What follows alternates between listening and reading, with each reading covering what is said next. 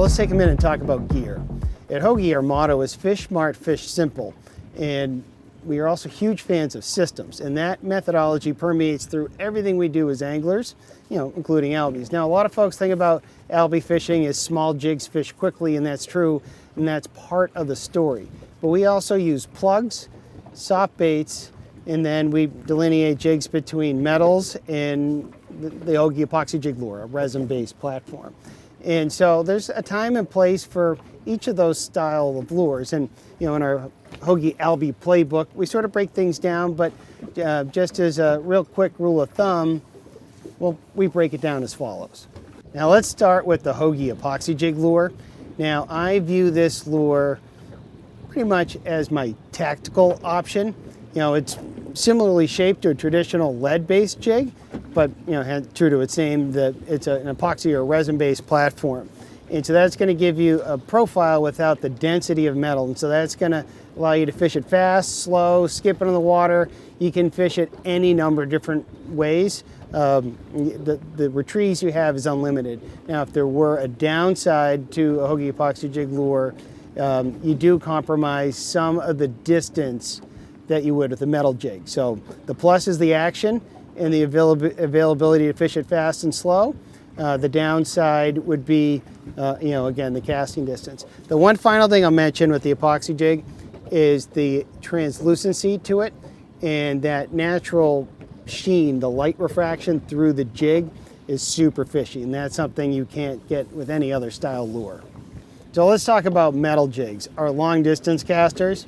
Now, the beauty of a metal jig, obviously, is its length and its range.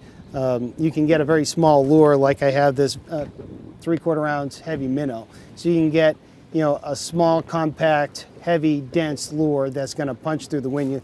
I don't know if you can tell on the camera, but it's pretty breezy today. So we've been relying fairly heavily on the lead-based jigs in terms of getting maximum range.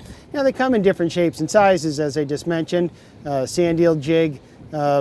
Obviously that's an imitation of a sand eel. Then we have a peanut bunker. I have here in my hand, and then our heavy minnow series. Now each jig sort of has its own pluses and minuses. A sand eel jig is perfect for imitating a sand eel. Peanut bunker, same deal. And the heavy minnow that we view as sort of a long distance caster. And so the beauty of the jig is the casting, but they tend to need to be fished more on a faster retrieve, so that's a limiting factor to the metal lures. But there's times like today where it's breezy, where it's really all about the distance. And so the metal lures, big and small, and you got to have them in your arsenal. So yes, the metal jigs and the epoxy jig lures are perhaps the most common Albie lures, but I think a lot of anglers overlook using soft baits for Albies. And here I have, just as one example, our Hogy Slowtail. This is our 3.5 inch version.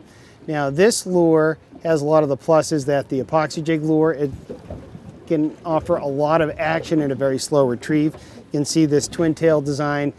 At the slowest retrieve speeds, that's going to have a lot of action. And so why would I use this lure? Well, there's a lot of times where the fish scatter in between tides. They're round.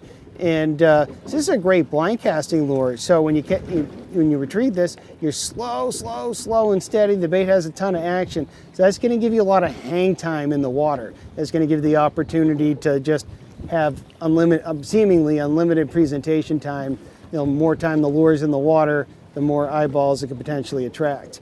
And now one little tip with using a very slow retrieve soft bait is to use very light leaders. Because the lure is going so slow, the Albie's going to have a good chance to get a good look at it.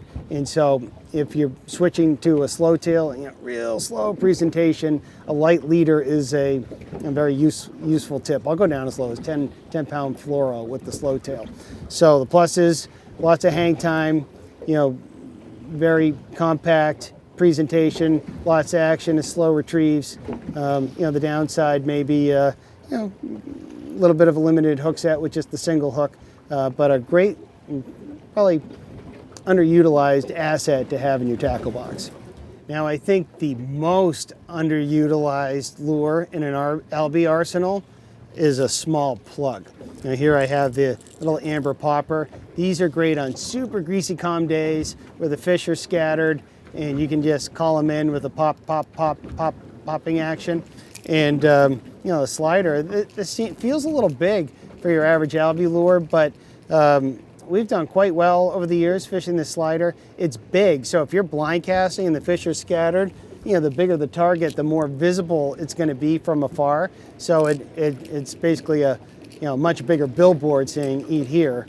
And you know, so there's days where it's, you know, you're competing with a lot of bait, you need something bigger and different. Blind casting is going to be the name of the game because the fish aren't staying up long enough. These bigger plugs are going to give you greater visibility. And then the popper, again, I would use a popper style plug on a greasy calm day where, you know, the fish are scattered, maybe in between tide, slack tide. You know, it's a great way to call them in. Now, one last thing I want to mention with the popper, a popper can pack a deadly 1-2 punch for Albies keyed in on super tiny microbait. And for that, I like to use a clear popper. So the action's more about the fly behind it. I'm almost using the popper as a, you know, like the olden days, a casting cork or a casting egg. And, you know, here I have a little tiny Hoagie Pro-Tail fly in an amber color. And it's just going to have a very natural, small sort of dancing action behind the popper. So the idea being is with the weight of a spinning rod, you can cast it with the popper, pop it, and then have that small little fly dancing and darting. I tend not to have hooks on my popper just to not overcomplicate things, minimize tangles. It'd be sort of an awkward mess having 2 Albies on at the same time.